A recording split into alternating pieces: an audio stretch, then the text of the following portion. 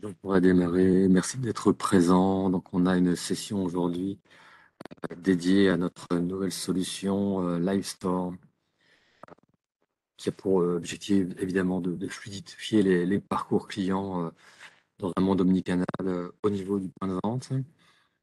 On va vous présenter tout ça aujourd'hui. Donc, pour ceux qui ne me connaissent pas, je suis Laurent Povarc et je suis dans l'équipe avant-vente. Donc, on va faire une rapide introduction. On va rapidement, comme aussi, aller découvrir un certain nombre de use cases autour de tous les scénarios de vente de manière générale. Le clienteling, bien sûr, l'omnicanal sera un point important et on terminera avec quelques éléments d'approche collaborative. On aura bien sûr des éléments de conclusion. On pourra aussi consacrer un peu de temps pour vos questions. Pas très nombreux, donc s'il y a vraiment une question qui vous brûle, n'hésitez pas à faire signe dans le chat. Je suppose que vous avez une petite fenêtre que vous avez dû découvrir avec une petite bulle pour le chat, donc n'hésitez pas à envoyer vos questions. On commence avec l'introduction. Donc, Livestore, c'est une solution qui vient compléter l'offre Y2 et bientôt aussi l'offre UR, mais on va se focaliser sur l'offre Y2 aujourd'hui, donc qui est le socle qui aujourd'hui a un certain nombre d'extensions, notamment le front office pour tout ce qui est encaissement, qui est déjà complété depuis quelques années maintenant par inventory tracking et aussi par des solutions décisionnelles, comme ce qu'on appelle le self-service dashboard. Pour tout ce qui est reporting plutôt head office, c'est le store performance plutôt pour tout ce qui est reporting magasin. Et donc on va parler aujourd'hui de Livestore qui vient compléter Y2 dans un premier temps d'abord sur une logique mobilité, mais on va voir que c'est une solution qui est multi-device. C'est une solution qui est évidemment temps réel et qui dialogue nativement avec Y2. Donc son objectif, c'est d'abord de être capable d'adresser les nouveaux rôles des vendeurs en magasin. Donc il a échappé à personne que depuis pas mal d'années maintenant, le travail des conseillers de vente et des conseillères de vente, c'est quand même pas mal complexifié avec de nouveaux process omnicanaux à adresser. Donc souvent au travers de nouveaux outils, voire de nouveaux devices. Donc avec une vraie problématique de difficulté d'apprentissage et aussi d'une difficulté pour certaines enseignes et marques de retenir leurs employés au niveau des points de vente. On a aussi une problématique depuis pas mal de temps où très souvent on propose une solution mobile qui vient en complément du POS fixe et avec du coup des expériences utilisateurs différentes. Donc, ce qu'on veut proposer avec Livestore, c'est au contraire une interface unifiée sur l'ensemble de ces points de contact. Unifiée aussi parce qu'elle s'appuie sur la plateforme Y2 donc EUR pour pouvoir intégrer toute la logique omnicanal et dans une logique de distribution où on a revu notre façon de proposer en termes de coût cette solution. Un objectif majeur aussi de LiveSource, c'est d'être capable de livrer, de mettre à disposition beaucoup plus fréquemment des nouvelles fonctionnalités. Et donc, on sort à peu près toutes les 2 semaines une version avec de nouvelles fonctionnalités, ce qui permet, évidemment, tout ça, c'est possible parce que c'est une solution SaaS et parce qu'on a beaucoup industrialisé aussi nos process de validation. Et donc, ça, c'est vraiment important pour qu'on puisse déployer plus rapidement ces nouvelles fonctionnalités plutôt que d'être tributaire d'une migration ou d'attendre un an qu'une nouvelle version sorte.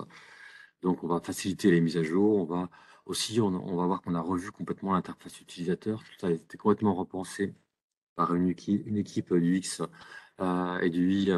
Donc, ils refont le design des applications complètement, qu'on va tester en magasin pour voir si ça colle. On change tout ce qui accroche encore un petit peu de manière à avoir une interface la plus fluide et intuitive possible. Alors, on a aussi fait un effort important, chez vous êtes un certain nombre de partenaires à vous connecter aujourd'hui, autour de tout ce qui est extensibilité, c'est-à-dire la capacité d'intégrer des spécifiques ou des connecteurs beaucoup plus facilement dans la solution. Donc, comme on a une convergence aussi entre ce qui est sur le POS fixe et le POS mobile, l'idée c'est qu'on ne soit pas limité au niveau de la mobilité par rapport à ce qu'on faisait historiquement, où il y avait toujours une solution mobile qui courait un peu derrière la richesse fonctionnelle du POS fixe, même si tous les process n'ont pas forcément de sens en mobilité. Ça, c'est l'esprit général de cette solution qu'on a sortie il y a un peu plus d'un an et demi maintenant, qu'on a présenté pour la première fois sur le Paris Retail Week, non pas le dernier mais le précédent. Et donc, ça nous permet maintenant d'avoir comme un périmètre fonctionnel très riche déjà et un nombre de clients important. J'y reviendrai en conclusion.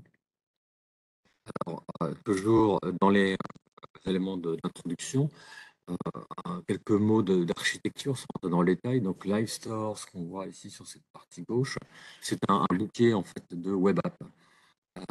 Donc, ils sont multi-device et multi-OS. Donc, ça peut adresser les différents OS qu'on voit, donc iOS, Android et Windows. Donc, on va couvrir et le clienteling, et le checkout, et le cataloguing. Donc, tout ça dans une logique responsive. On le verra en action directement dans les petites vidéos, avec un composant local qui a une double vocation d'adresser d'une part les périphériques, qui sont quand même généralement aujourd'hui quand même des périphériques qui s'adressent localement, d'une part, d'autre part, d'avoir aussi une réplique locale des API centralisée, puisqu'on est sur une logique, comme on l'a dit, donc qui est SaaS, mais d'avoir une réplique locale pour adresser un mode autonome. Donc, ce front-là, ces écrans-là, ils vont du coup adresser les API d'Y2 et qui vont au travers d'une couche d'abstraction qu'on appelle BFF, donc Backend for Frontend, qui permet du coup de découpler en fait le front de ces API de manière à pouvoir évoluer vers d'autres ensembles d'API. Et donc dans la cible également, comme on l'a évoqué, UR, pour ceux qui connaissent. Donc ça c'est important d'un point de vue architecture, ça correspond à des architectures modernes et de répartition donc entre la logique métier au niveau des API et la partie user interface, vraiment dans une logique web et responsive. C'était un petit mot sur la partie architecture. Alors, c'est important de savoir aussi que c'est une solution qui est déjà localisée pour un certain nombre de pays. Alors, localisée, vous savez sans doute que c'est pas uniquement une problématique de traduction. Donc, vous voyez qu'il y a déjà 12 langages qui sont, 12 langues plutôt qui sont disponibles. On a déjà un certain nombre de pays qui sont adressables soit complètement, soit au niveau du mode corner. Et donc, vous avez cette liste sur la partie gauche. Et évidemment, on n'échappe pas à des problématiques de localisation un peu plus dures, si je puis dire, notamment pour les pays sur lesquels on a des imprimantes fiscales ou des fiscalités un peu plus exigeantes, comme le Portugal, par exemple, ou d'autres pays comme ça. Donc, on élargit régulièrement le périmètre de couverture fonctionnelle et de localisation. Donc, comme vous le voyez, en fait, la traduction est déjà un point qui est largement intégré. Ça va nous permettre d'aller rapidement sur des cas métiers. Alors, on va dérouler ces différents domaines. Donc, on va commencer, on va dire, simple par le Q-Boosting. Comme je le disais, on a d'abord cherché avec Livestore, comme le périmètre, vous l'avez compris, est extrêmement ambitieux pour nous. Il était primordial, évidemment, de hiérarchiser notre démarche et de prioriser des domaines et des situations. Donc, c'est vrai qu'aujourd'hui, la plupart des clients qui ont retenu Livestore, c'est d'abord pour faire de la mobilité, parce que le front existe, il a ses avantages et ses inconvénients, mais il existe et il est riche fonctionnellement. Donc, on est beaucoup plus attendu finalement sur la partie mobilité. Et un des moyens simples de tester la mobilité, évidemment, c'est de commencer par le Q-Boosting. Pour autant, vous verrez qu'on est bien sûr tout à fait en mesure de gérer de l'encaissement, aussi bien en mobilité que sur une caisse fixe. On va aussi dérouler des fonctions de recherche de produits à travers d'un catalogue, qui est encore assez basique à ce stade, mais qui couvre finalement largement les attentes de la plupart de nos clients. On va pouvoir faire un petit détour aussi autour de tout ce qui est CRM, en particulier par la création de comptes, mais on verra aussi qu'on a déjà une vue 360 très complète pour poursuivre par les différentes problématiques omnicanales et terminer par des éléments complémentaires plus sur une dimension collaborative et consultation. Voilà, du coup, on commence par le Q-Boosting. Donc, on s'est proposé de présenter ça sous forme de use case très concret. Donc, on imagine une cliente ou un client qui trouve un produit qui lui convient, mais qui a besoin de plus d'informations. Donc, par exemple, ou qui n'a pas besoin de plus d'informations, mais qui souhaite simplement acheter, s'adresse à une conseillère qui va pouvoir scanner le produit, qui peut pouvoir identifier la cliente et donc l'associer au panier. Et si par exemple la cliente souhaite un emballage cadeau ou par exemple régler en espèces, qui est typiquement quelque chose pour lequel on ne cherche pas forcément à un scénario qu'on ne cherche pas forcément à adresser en mobilité, on va pouvoir mettre le panier en attente dans ces différentes situations. Donc, qu'est-ce que ça donne très concrètement? Parce qu'évidemment, là, on va rendre typiquement la conseillère plus active dans sa surface de vente. Le, la petite vidéo où on scanne le produit. Donc, il faut imaginer que cette interface-là qui m'a permis de scanner, ça peut très bien aussi bien être la caméra du smartphone que le scanner d'un PDA physique. Et du coup, on voit que ça, rapidement aussi, je peux identifier la cliente par son nom, visualiser qu'il y a des avantages fidélité, mettre le ticket en attente avec éventuellement un petit commentaire pour faciliter sa capacité à le retrouver.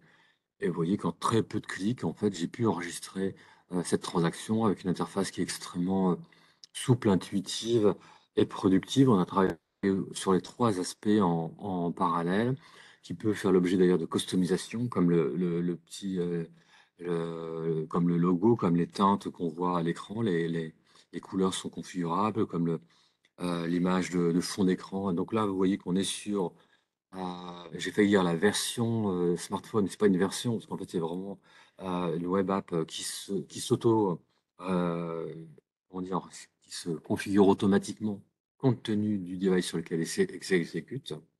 Et du coup, si je passe sur la caisse, on va voir à quoi ça ressemble sur la caisse. Donc là, le cas classique, hein, la cliente se présente en caisse, elle indique son prénom, et là, on a une petite liste avec les transactions en attente. D'ailleurs, on peut très bien commencer sur le smartphone avec la Live Store et reprendre la transaction dans le POS Y2, hein, c'est tout à fait possible, parce que le socle qui est derrière tout ça, c'est bien Y2. Et donc, la conseillère peut trouver le panier dans la liste, elle peut scanner plusieurs articles complémentaires et après enregistrer les règlements et faire un choix d'envoi par email. Donc, complètement dans la solution. Alors, ce qui est intéressant, c'est que là, on le fait, comme c'est souvent le cas, de la mobilité vers la caisse fixe, ça peut être le contraire. C'est-à-dire que si par exemple la cliente se présente en caisse et finalement il lui manque un produit, etc., elle peut mettre le panier en attente pour qu'une conseillère qui dispose d'un PDA ou d'un smartphone puisse retrouver le panier et compléter celui-là par un produit qu'on retrouve en surface de vente.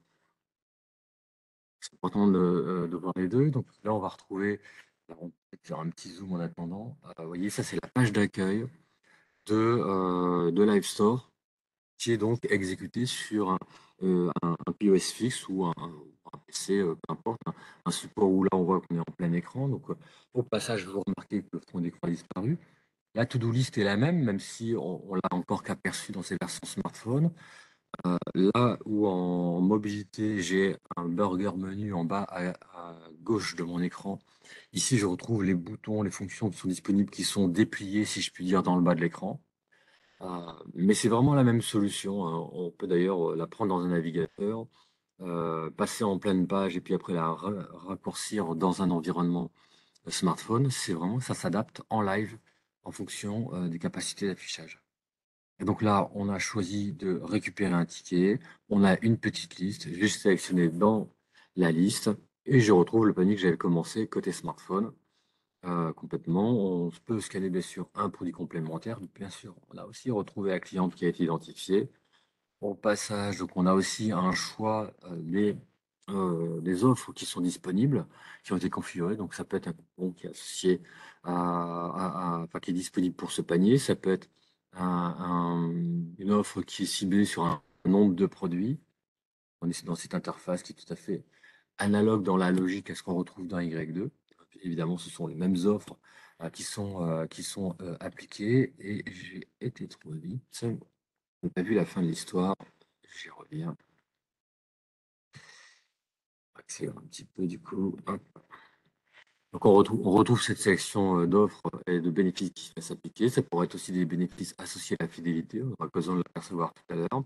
Et je passe sur une page de paiement où je vais enregistrer mon règlement sur un seul mode de paiement. Bien sûr, on peut enregistrer plusieurs modes de paiement et on est sur une page de fin qui me permet de sélectionner l'impression du ticket ou l'envoi par email.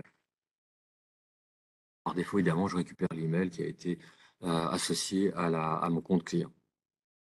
Vous voyez, là, on a déjà parcouru les deux environnements. C'est aussi l'intérêt de ce scénario que de passer en revue et l'environnement mobile et l'environnement desktop. Alors, quand je dis mobile, on peut très bien imaginer, évidemment, utiliser Live Store sur une tablette puisque c'est tout à fait possible. C'est finalement un format smartphone ou sur une tablette. Donc, on voit qu'en fonction du device, on va avoir une adaptation de l'interface. C'est toujours intéressant quand même de revalider, effectivement, sur un choix de matériel. Les contraintes peuvent être complémentaires, notamment si on parle de PDA, parce que là, il est quand même intéressant de pouvoir adresser le scanner physique du PDA. Et donc, il peut y avoir un peu de travail, soit de configuration, souvent de configuration, pour être capable de récupérer le scan physique du PDA dans l'environnement Live Store. Alors là, on a fait le cas simple du Q-Pushing. On peut voir un cas classique d'encaissement, puisque là, la cliente peut se présenter en caisse, indiquer juste son nom, son prénom, on va retrouver, grâce à ça, on va pouvoir scanner les produits. Et là, l'idée du scénario, c'est aussi de montrer la facilité pour impliquer des opérations un peu particulières, comme la quantité, comme les remises, ce genre de choses. Et c'est important aussi, parce que ce sont des opérations qu'on ne fait pas forcément souvent, et que un conseiller, par exemple, qui serait un peu nouveau dans le magasin, ben, il a peut-être vu en formation, il a montré une fois, mais ça fait 3 semaines qu'il ne l'a pas vu, il ne sait plus comment on fait. Donc, c'est vraiment important d'avoir une expérience intuitive. Et on va voir que ça l'est. Alors, tout ça, ça tient compte d'ailleurs aussi du profil de l'utilisateur. C'est évidemment des choses qui sont configurées dans le back-office et qui permettront évidemment de permettre, par exemple, la fonction, l'accès à la fonction quantité, l'accès à la fonction retour en fonction de ce qui est accepté pour le profil de la personne qui se connecte. Je n'ai pas montré cette opération de connexion d'ailleurs, mais c'est finalement la même page d'accueil que celle qu'on a au niveau d'Y2 avec un user, un password qui me permet de me connecter et donc d'hériter de mon profil tel qu'il a été configuré. Alors, voilà le scénario, je scanne mes produits. Je clique sur la ligne, c'est aussi simple que ça. Je modifie une quantité, je peux aussi appliquer une remise. On s'appuie bien sûr sur les motifs de remise qui ont été configurés dans le back-office avec tous les contrôles qui y sont associés. Je peux associer cette remise, je peux d'ailleurs la supprimer, je peux changer le vendeur par défaut qui a été associé à ma transaction et appliquer les changements directement sur la ligne et donc procéder ensuite au règlement de manière extrêmement rapide, comme on peut le voir ici. Donc là, on est dans une logique de multi-paiement qu'on évoquait tout à l'heure.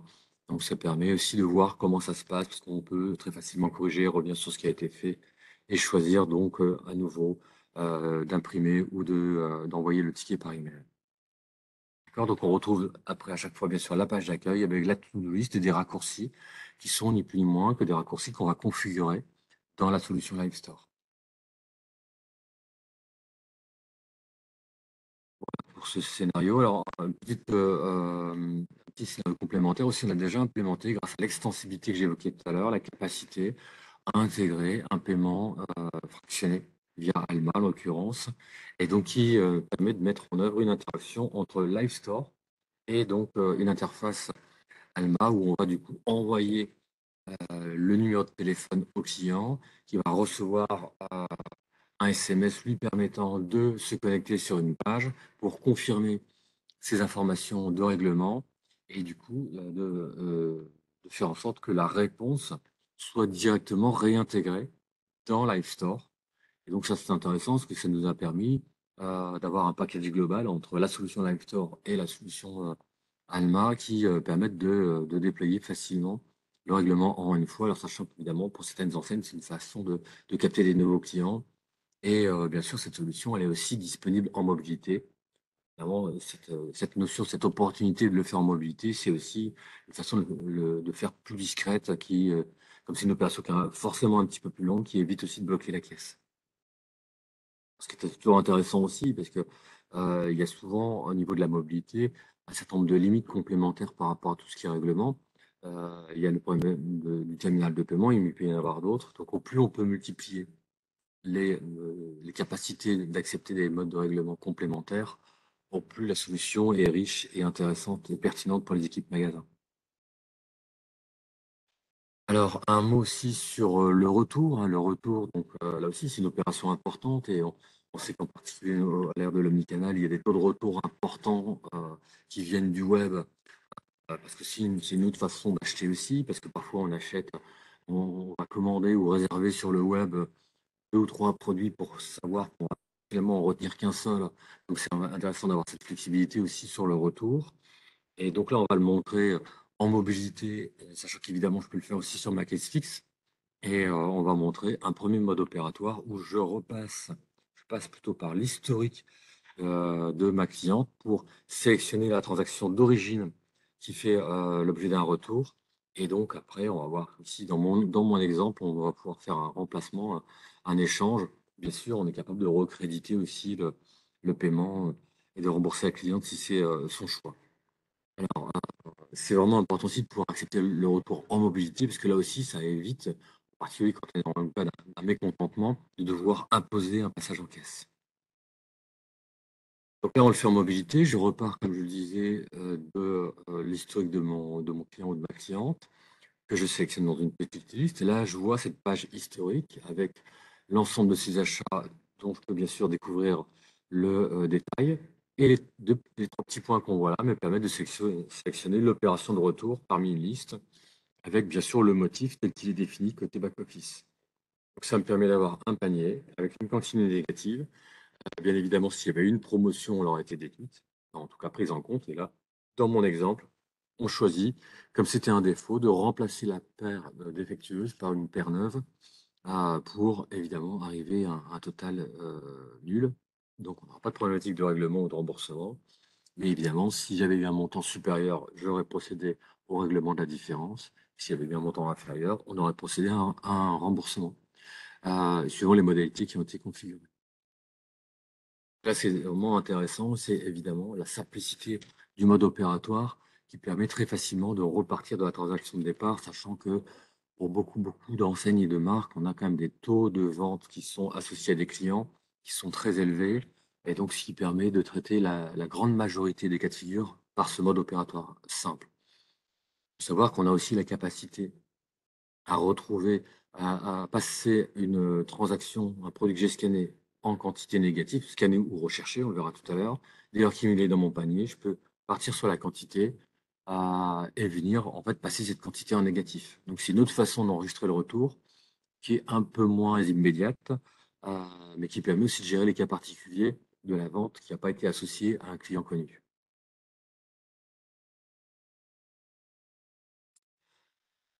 Voilà pour ces fonctionnalités propres à l'encaissement. Donc, comme on le disait, on a un certain nombre de fonctionnalités de recherche aussi des produits. On va voir ici au travers de cette page du catalogue. Donc, si la cliente recherche un produit, il se peut qu'elle recherche un produit qu'elle a vu sur le web et qui n'est pas physiquement dans le magasin, parce que ça ne correspond pas à l'assortiment de ce point de vente. Auquel cas, la conseillère, elle sera en mesure d'effectuer cette recherche. Alors, évidemment, le cas classique qu'on va retrouver, c'est, et on le verra tout à l'heure, je scanne une taille ou une pointure pour retrouver une taille ou une pointure proche. Alors, on peut aussi taper des codes de produits, comme on a souvent des équipes de vente qui connaissent leur catalogue produits sur le bout des doigts. Donc ça, évidemment, c'est possible. Plus classiquement, on peut aussi rechercher sur des informations de mon produit, comme on va le faire ici. Ça nous permettra d'accéder à la fiche du produit et de voir les niveaux de disponibilité en stock dont je dispose pour ce produit. Avec bien sûr les déclinaisons de différentes dimensions, ce qui me permet de l'ajouter au panier et de procéder à l'encaissement. Alors que tout ça, c'est très rapide. Oui, on a un onglet client au niveau de la recherche, j'ai un onglet produit. Je tape un début d'intitulé, je retrouve tout de suite dans ma liste le produit, je choisis un coloris, une taille, et du coup, ça me permettra de visualiser les niveaux de disponibilité pour ce produit. S'il est disponible, je l'ajoute aussi vite que ça à mon panier, et ça me permet évidemment de procéder à l'encaissement correspondant. Donc évidemment, dans les critères de recherche, on va pouvoir travailler, comme je vous disais, sur le code du produit, sur son nom, sur les éléments de désignation. C'est quelque chose qu'on est en train de compléter d'ailleurs avec des outils de type Elasticsearch pour avoir une recherche qui va plus loin encore dans la capacité à retrouver les produits associés à ma recherche. Alors, autre possibilité, j'ai parlé d'extension tout à l'heure, et c'est un point vraiment intéressant. C'est que, on est capable, plutôt que d'utiliser la fonction de recherche que vous avez vue à l'instant, qui est quand même, il faut le dire, quand même assez basique pour le moment, c'est une recherche simple, qui n'est pas une recherche multicritère. On peut très bien aller, finalement accéder via, le menu à un catalogue produit qui serait à disposition, pour la marque ou pour l'enseigne. et du coup, qui me permettra de réutiliser tout ce qui a déjà été fait par la marque ou l'enseigne en termes de recherche produit, de catalogue produit. Donc, tout le e-merchandising qui a peut-être été un peu long à mettre au point, on va pouvoir le réutiliser pour consulter tout un ensemble d'informations et du coup être dans une logique d'apporter encore plus d'informations produits, hein, typiquement dans l'esprit de la loi AGEC, pour dire, pour fournir des éléments de composition, de traçabilité et ainsi de suite. Et le petit bouton qui va bien sur cette page-là, c'est la capacité d'acheter mon produit dans Live Store, hein, et c'est là, quitte à éventuellement à jouer sur les quantités, où l'extensibilité de Live Store va être précieuse, parce que non seulement on a pu aller chercher très facilement cette page catalogue, mais en plus on va pouvoir, par le point d'entrée, réintégrer le produit sélectionné sur cet environnement non Cégide dans Live Store, tout simplement parce qu'en fait, la fonction d'ajout au panier est accessible de l'extérieur. C'est une URL avec en paramètre le code du produit qui a été recherché sur le catalogue et ça me permet de fait de pouvoir réintégrer dans Live Store et de prendre la main après sur toutes les problématiques avec Live Store, toutes les problématiques propres à l'encaissement, d'application des remises, d'application de la fidélité, des offres, et ainsi de suite. Donc, c'est ce qui va me permettre, évidemment, d'avoir le meilleur des deux mondes entre ce catalogue qui a peut-être été, qui a fait l'objet de nombreuses mises au point, d'une part, et avec tout mon live store avec sa capacité de gérer toutes les problématiques qui tournent autour de l'encaissement, de manière effectivement très opérationnelle. Ça, c'était le catalogue. Alors, on va faire un tour maintenant autour de tout ce qui est clientélisme. Donc, l'opération qu'on a classiquement, c'est la possibilité évidemment de créer un compte. Donc, très souvent d'ailleurs, les équipes magasins sont récompensées sur leur taux d'enrôlement. Donc, si la cliente a repéré un produit, c'est une conseillère qui peut lui proposer de faire partie du programme de fidélité. Et l'intérêt, alors typiquement, on va encore une fois le montrer en mobilité, parce que là aussi, on a une opportunité particulière finalement, de faire ça dans un environnement qui est beaucoup plus isolé que la caisse, où pour le peu qu'il y ait une ou deux personnes derrière, commencer à devoir annoncer son email, son numéro de mobile, etc., en parlant fort, peut-être encore souvent au travers d'un plexiglas, etc. C'est quand même pas très, c'est pas très enfin, c'est pas une expérience tout à fait réjouissante. Donc, on va pouvoir faire ça beaucoup plus discrètement sur le smartphone et en plus restituer les informations sur le smartphone ou sur une tablette, montrer à la cliente ou au client ce qui a été enregistré, de sorte à ce qu'elle puisse vérifier que c'est correct. Alors, qu'est-ce que ça donne? Donc, ajouter un client. Alors, évidemment, la bonne pratique, si je cherche avant de créer un client, c'est de vérifier qu'il n'est pas déjà dans ma base. C'est pour ça qu'on présente d'abord la liste avant de présenter le bouton de création. Si pour autant elle n'est pas dans cette liste, c'est bien sûr une liste centralisée, je vais pouvoir renseigner les informations associées à ma cliente ou à mon client. Alors les informations qui sont obligatoires sur cette fiche sont configurables. Donc en l'occurrence, je vais me contenter de renseigner l'adresse postale. Donc dans cette petite vidéo, je vais entre guillemets un peu tricher parce que j'ai réutilisé la proposition automatique qui est associée à mon smartphone. Mais donc on a un formulaire classique qui permet d'ajouter l'adresse qui d'ailleurs peut d'ailleurs être substitué, tout le formulaire pardon, client peut être substitué par un formulaire Capency. Et du coup, dès que ce client est créé, on va le réintégrer bien sûr dans le panier et pouvoir poursuivre la transaction. Ça, c'est un exemple classique de création de compte où on voit évidemment qu'on a une opération, un formulaire qui est très simple avec une capacité de définir les informations obligatoires pour s'en tenir strictement à ce qui est indispensable pour trouver le meilleur compromis entre ce qui nous paraît indispensable comme étant une information pour dialoguer, être capable d'avoir un dialogue donc efficace avec le client ou la cliente, tout en respectant les rythmes qui sont imposés au niveau des points de vente en termes enfin, de prise de vente, hein, quand même, puisque c'est comme ça dont on parle en particulier. Alors, on peut aussi voir la notion d'adhésion directement, parce que là, finalement, on a créé la cliente, mais on n'a pas forcément enregistré son adhésion. Et on peut voir aussi, là, on est sur le cas un autre exemple, on va créer une cliente, mais on va s'apercevoir, pardon, qu'il y a un doublon. Ça, c'est vraiment un point important, parce que la facilité qu'on a conféré à l'outil pour enregistrer une nouvelle fiche. Il ne faut pas que ça soit une passoire pour créer plein de doublons dans la base marketing.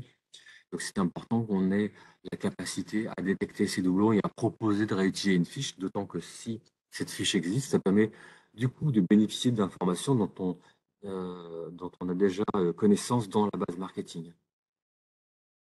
Alors, qu'est-ce que ça donne d'un point de vue opérationnel? Je reprends le panier tel qu'il avait été, tel qu'il a été créé. Et là, si je reviens sur mon formulaire de création de client, si je bascule directement sur la création de client, ce qui est évidemment pas ce qu'on préconise, mais ce qui se passe assez souvent dans le point de vente parce qu'il y a la pression du terrain et ainsi de suite, je vais indiquer ici un email en complément de l'adresse postale et on verra que le système va détecter automatiquement l'existence du doublon et proposer la réutilisation de la fiche qui est déjà existante. Donc là, typiquement, on est dans une situation où on vient d'échapper. On va le voir ici. Hop, doublon détecté. Il semblerait que ce client existe déjà. Et donc, on a la capacité de choisir. Et du coup, d'aller confirmer les informations, visualiser un historique de vente. On va le détailler, ça dans le scénario juste après. Là, c'est vraiment une situation importante où on voit qu'on a vraiment poussé loin la logique par rapport à ça pour avoir un outil qui soit le plus performant possible. Alors justement, si je reviens sur cette fiche client qui était déjà existante dans mon environnement, on voit que je peux déjà revoir les informations générales, je peux les modifier, je peux donc corriger un email qui aurait été mal renseigné, je peux faire acquisition d'un consentement, visualiser l'historique de mes achats. C'est vraiment intéressant parce que ça permet de dégager des tendances de consommation sur des univers, sur des tailles, sur des niveaux de prix, ce genre de choses. Donc, d'aider les conseillers pardon, à conseiller justement les clientes correctement. Et donc, je peux compléter et prendre, par exemple, un consentement correspondant. C'est vraiment intéressant d'avoir cette capacité-là et donc d'avoir aussi potentiellement les informations. Alors évidemment, une fois que le client est associé à mon panier, je peux bien sûr aller jusqu'au bout de la transaction. Ça, on l'a déjà vu. Donc, encore une fois, c'est un système d'encaissement complet. C'est conforme avec la loi de finances 2016 pour pouvoir être vraiment en conformité avec cette contrainte légale. Et du coup, ça me permet d'enregistrer la transaction et de passer par la suite et ainsi de suite. Et donc, autre point justement sur l'adhésion, on y arrive. Ça, c'est une possibilité qu'on présente de plus en plus souvent. C'est que on peut déléguer l'acquisition des données personnelles. C'est une alternative qui paraît intéressante sur le smartphone de la cliente. Il y a des solutions partenaires qui permettent de le faire. Donc, il y a différents moyens. Un moyen simple, c'est de disposer d'un QR code à proximité des cabines ou de la caisse en fonction de l'endroit où on se trouve. Et le simple fait de scanner ce QR code permet d'ouvrir une page qui donc va ouvrir la saisie des données personnelles à cette cliente ou à ce client.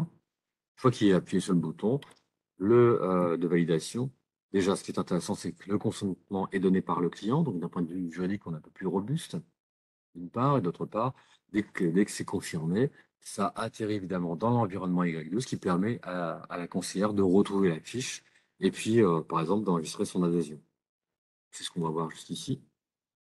L'intérêt, c'est qu'aussi, pendant que la cliente renseigne tout ça, d'une part, elle est l'assistance qu'on a déjà vu tout à l'heure, puisque à chaque fois que nous, on renseigne nos informations personnelles sur notre smartphone, il y a toutes les adresses, email et ainsi de suite, ou numéro de mobile qui arrivent automatiquement. Donc, c'est plus rapide et c'est plus fiable. C'est beaucoup d'avantages. Pendant ce temps-là, la conseillère peut mettre en sachet, faire un paquet cadeau, retirer les antivols et ainsi de suite. Alors, une première vidéo ici où on voit que je retrouve une fiche client et qu'il y a une petite notification qui est visible à l'écran qui me permet donc d'enregistrer l'adhésion. On voit que ça applique d'ailleurs un petit bonus de bienvenue. Sur la vidéo d'à côté, on va montrer une autre situation où là, en fait, la cliente est connue et donc on retrouve sa situation en termes de fidélité et un éventuel bénéfice qui peut être applicable au niveau de la transaction en cours ou d'une transaction ultérieure suivant qu'elle fait le choix de l'utiliser maintenant ou plus tard. C'est important aussi, c'est que derrière toute cette mécanique où on voit qu'on peut scanner des produits, les rechercher, voir où j'ai du stock, identifier mes clients, etc. j'ai aussi tout le moteur de fidélité qui est donc connecté derrière, qui va s'exécuter. Donc, je vais collecter les points. La solution, elle va être capable de faire tout ça. Et pour un de nos clients, deux de nos clients qui ont déjà retenu Livestore, on est capable aussi de venir se connecter à une CRM non Cegid, donc un environnement CRM et fidélité non Cegid pour récupérer les informations et récupérer aussi les avantages qui ont été calculés par ce CRM non Cegid pour en bénéficier dans Livestore de manière la plus transparente possible.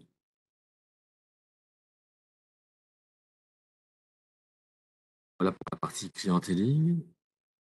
Alors, la partie commande client.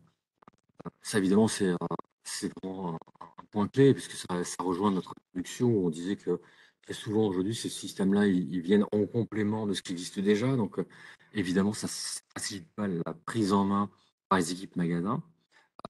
Donc, là, on est dans le cas où, par exemple, on n'aurait pas la bonne taille présente physiquement en surface de vente. Donc, la conseillère va pouvoir scanner une taille proche, retrouver effectivement ce qui est disponible en termes de coloris de taille et le cas échéant, parce qu'évidemment, d'expérience, on sait qu'elles vont essayer quand même de proposer des tailles proches, de proposer des produits ou des coloris alternatifs. Ça marche pas toujours.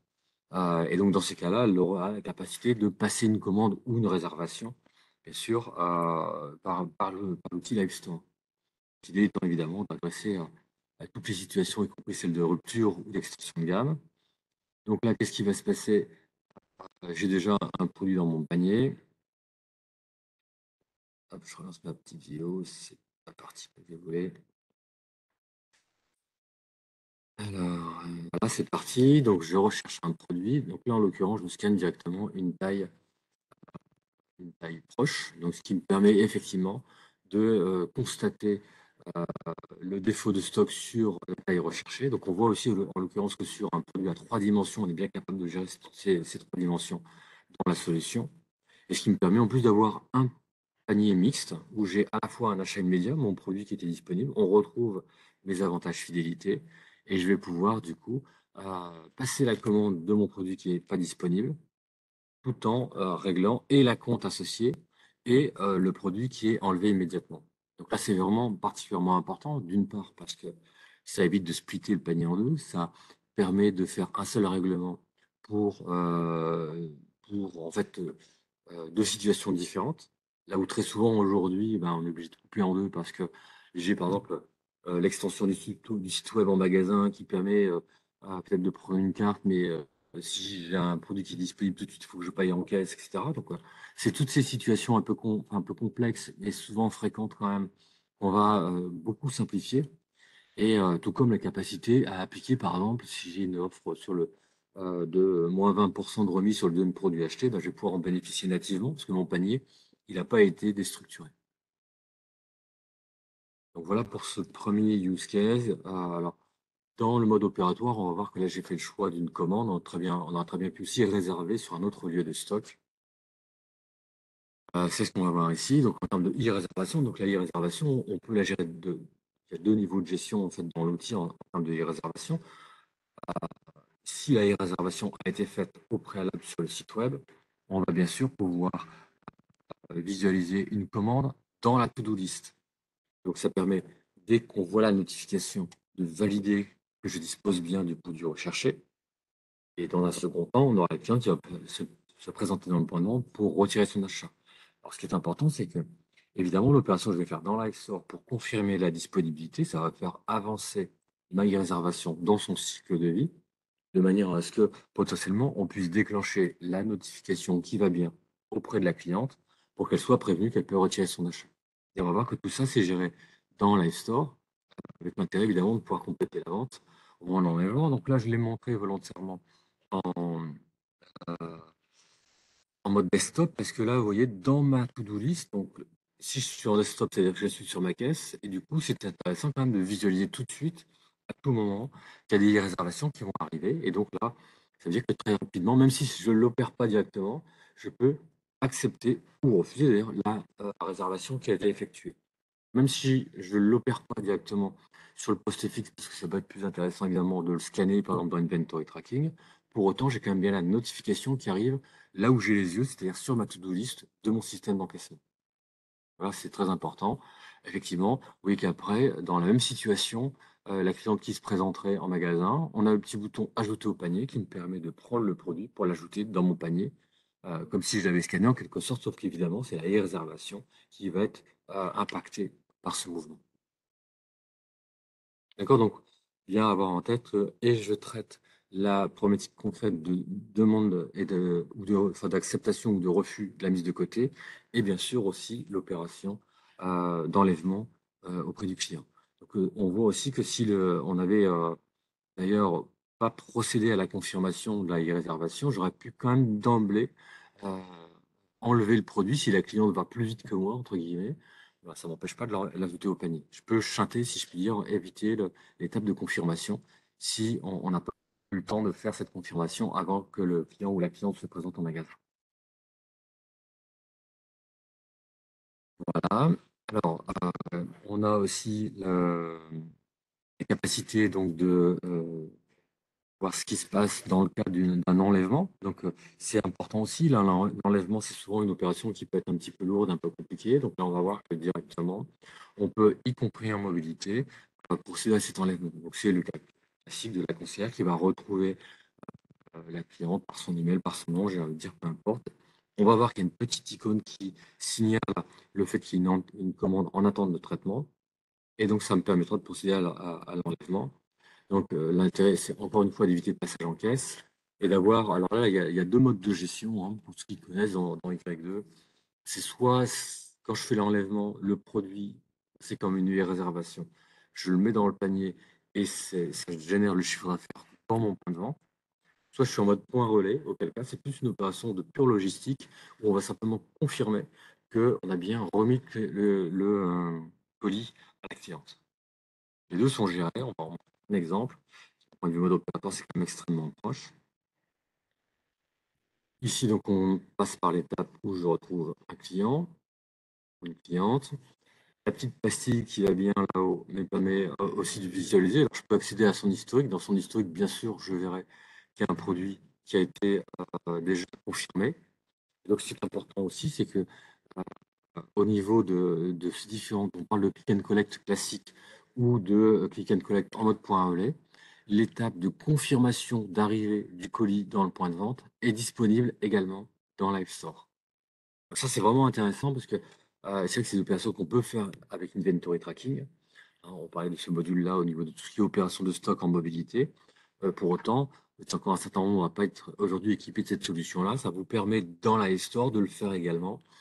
Puisque de toute façon, aujourd'hui, c'est vrai qu'on a de plus en plus d'enseignes et de marques qui vont mutualiser les devices qui sont mis à disposition et pour le front et pour les opérations de stock. Donc, tant qu'à faire, si c'est en plus dans la même solution, j'ai envie de dire, c'est encore plus simple. Voilà pour ces différentes opérations. Alors, ce qui est important aussi de savoir, si pour terminer avec l'omnicanal, c'est que ce qu'on a vu, c'est qu'on peut commander un produit, on peut aussi le réserver dans un autre point de vente, y compris, on peut choisir ce point de vente comme un point d'expédition du produit, et donc finalement créer un ship from store à partir de l'iStore.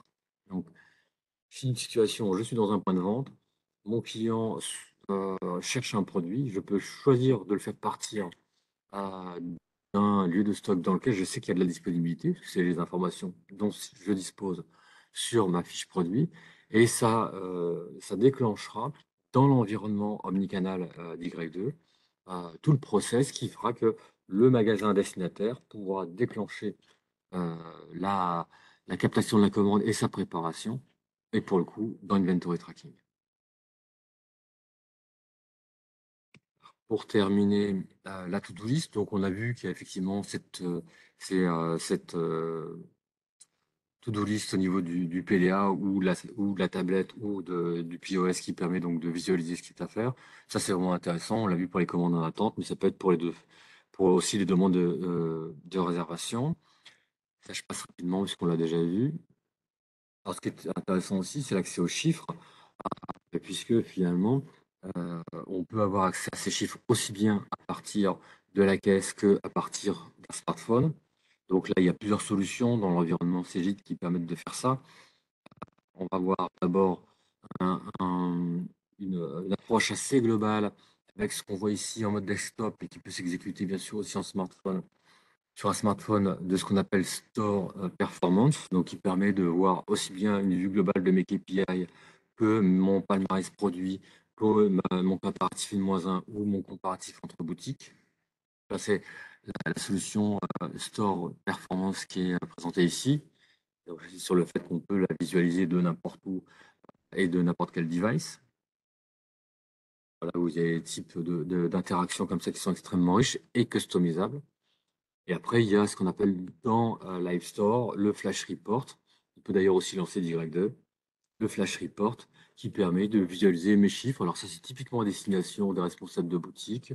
On est un peu moins dans un environnement décisionnel, moins dans un environnement d'analyse, mais là, c'est mes principaux KPI, où j'en suis de mes objectifs, comment ça se répartit en termes de division de rayons famille sous famille, comment ça se répartit au niveau de mes conseillers de vente, et ainsi de suite. C'est quand même une vision plus locale et plus ciblée de mes chiffres. Donc là aussi, hein, potentiellement, ça peut être accessible à distance, puisqu'on est vraiment dans une web app disponible de n'importe où.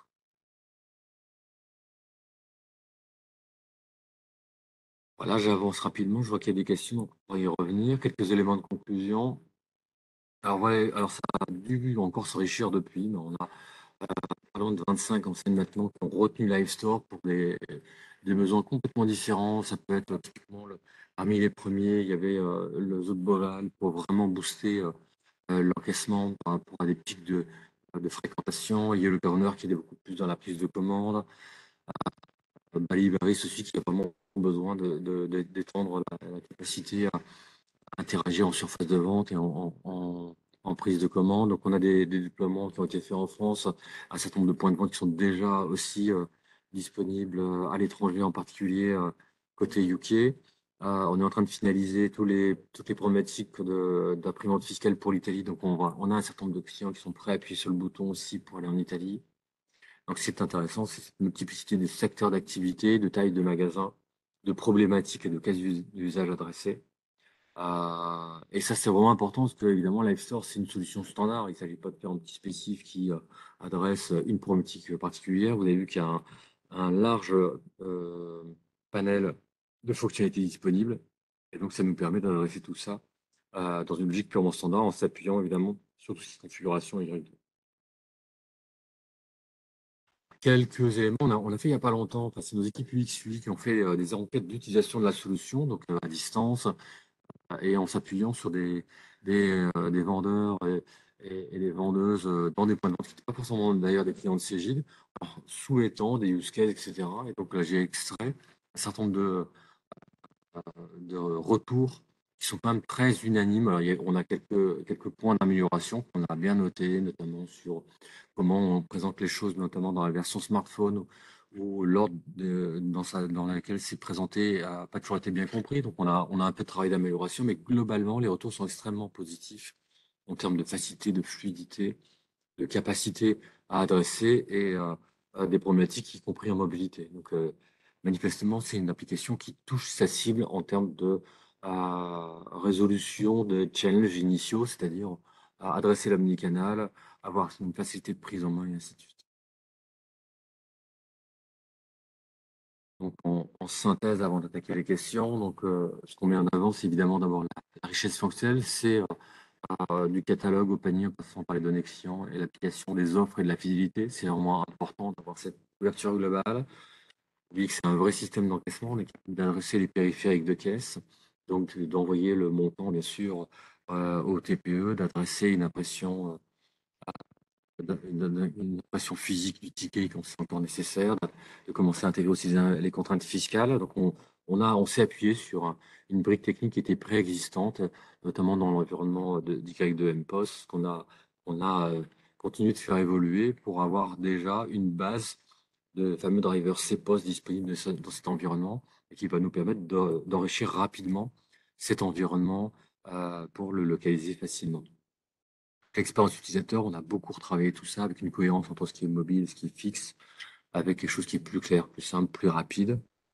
Et l'ouverture technologique, je sais que vous êtes quelques-uns à être aussi parmi nos partenaires Et c'est important de savoir que c'est une solution qui a été pensée nativement pour pouvoir, comment dire, intégrer des spécifiques, intégrer des extensions applicatives. Et donc, vous laissez aussi un champ d'intervention pour finalement plus facilement adapter la solution, la compléter avec des développements qui pourraient s'ajuster. Donc, on va être capable d'adresser, d'enrichir régulièrement ces points d'entrée qui ont déjà été intégrés à la solution pour les libérer plus d'espace d'intervention pour nos partenaires. Typiquement, dans la liste qu'on a vue tout à l'heure, il y a une enseigne qui s'appelle Essence et qui va être mise en œuvre au travers d'un intégrateur qui va beaucoup utiliser cette fonctionnalité-là, de la même manière que cette caractéristique d'extensibilité a été largement utilisée pour intégrer des CRM non CJD. Je vous propose d'en arriver à vos questions. J'ouvre le chat.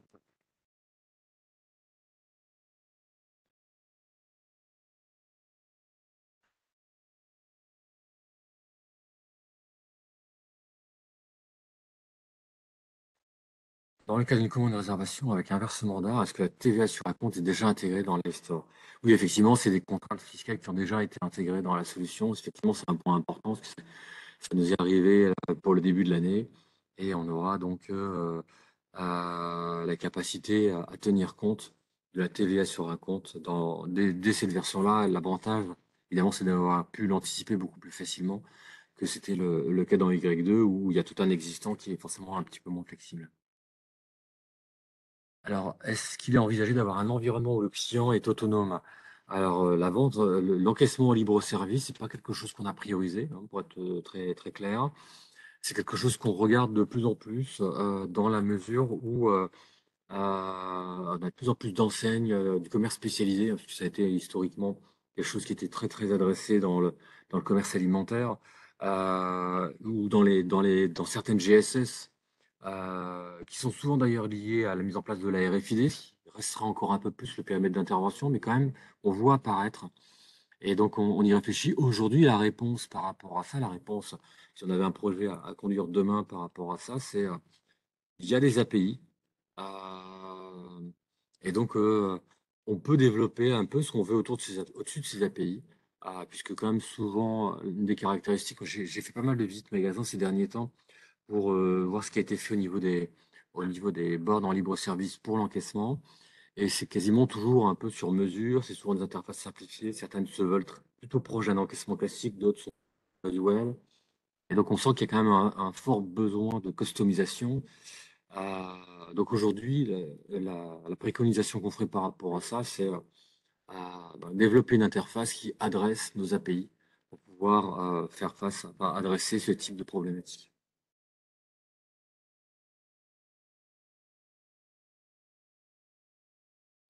Est-ce qu'il y aurait d'autres questions?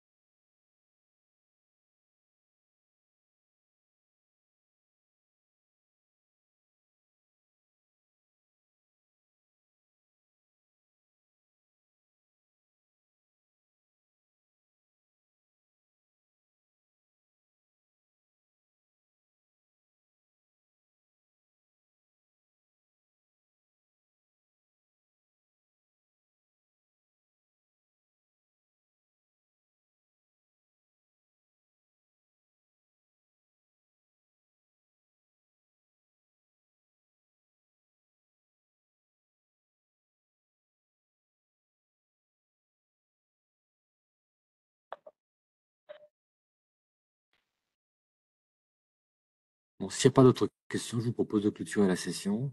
Donc, effectivement, on aura donc le replay qui sera disponible. Je pense qu'on vous aura un email pour vous le faire savoir.